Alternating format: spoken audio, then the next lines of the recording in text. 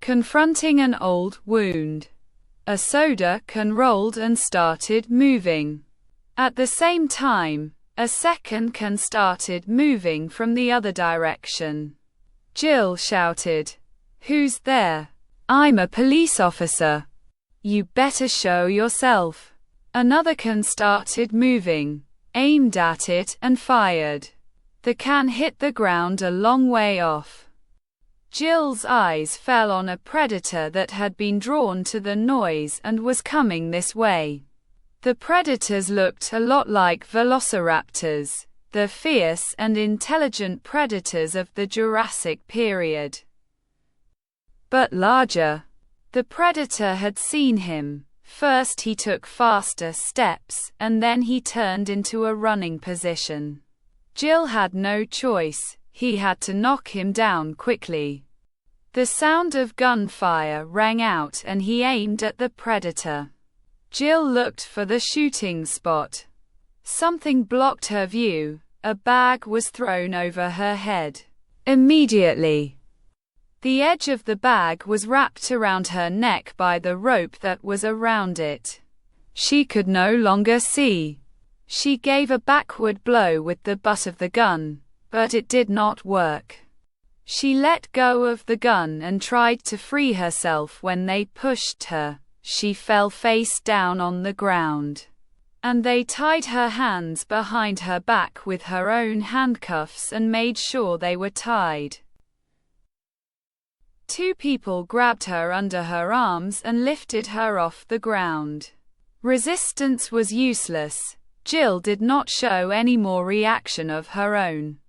They tied her legs and threw her into the car. The car started. None of the people who had captured her spoke. Maybe because they were police. After a while, they stopped. They took her out of the car. Their behavior was not hostile. Two people lifted her off the ground, one holding her under her shoulders and the other holding her legs. From the way they moved, it was clear that they had no problem carrying her. A few minutes later, they put him on the ground and forced him to kneel on the ground. I was watching the rain from the window. John came to me and said, "We found someone alive, a police officer." "She's a woman. Where did you find her?" "Near the asylum building. She must be the only surviving police officer. The others had been killed." "Why did you bring her here? What good is she to us?" "You know you can't get along with the police. Especially if she finds out who we are, she'll get hurt. We're not wanted anymore. We were freed because of you. We saved her from a hunter."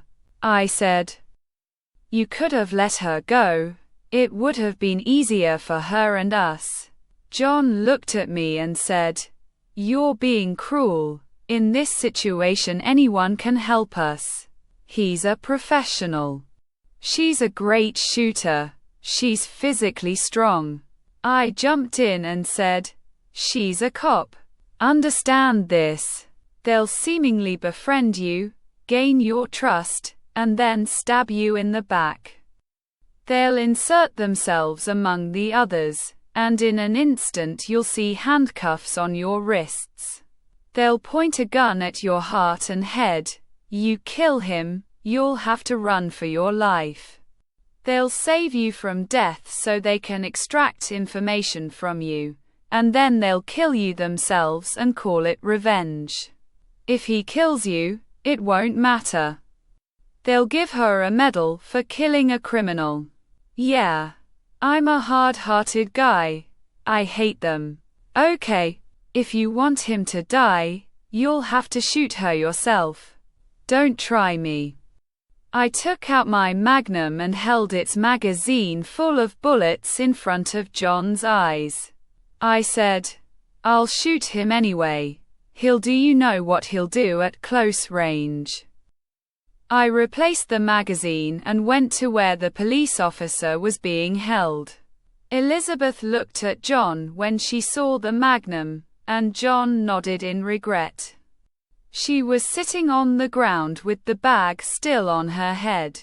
The sound of the gun's trigger made him turn his head towards me. I looked into John's eyes. The others were watching this scene silently. I stood in front of him and pressed the gun's muzzle to his forehead and turned his face towards me with the pressure of the gun. My hand was on the trigger. Her breathing was calm. I wanted to know if she really wasn't afraid of death or if her stupid pride was keeping her calm. I fired 5 times. The roar of the magnum bullets filled the air. I motioned for Elizabeth to take the bag off her head. She took the bag. It took a while for her eyes to adjust to the light. She looked at the holes the bullets had made in the ground. Then she raised her head and said quietly, "We are together again." I said, "That's right. This time you are a prisoner in my hands, Jill Kidman. Why didn't you kill me? Your people are rescuing me from a hunter and bringing me here, and you refrain from killing me." I said, "Count me in luck. Your death in this state will cause hatred and separation. Before they took the bag off your head, it didn't matter who you were. So if they killed you, it wouldn't be for personal gain. Your people knew who I was and must have told you. So you better not delay and end this ridiculous situation." My colleagues went there to report the attack on the asylum and didn't come back. When I arrived, I was faced with their dismembered bodies. They said they were the police, but they didn't say your name. I don't know what they were thinking. Saving you? Finally, someone has been found to tear you to pieces. You can be with us, work with us and survive. And you can go back to the streets without any weapons, if you die like this. Your blood is not on my neck. A silence fell between us. Eyes took the place of language. She tried to get up, but she fell sideways to the ground. I smiled. I motioned for John to release her. Jill stood on her feet. I said, "Guide her out of here."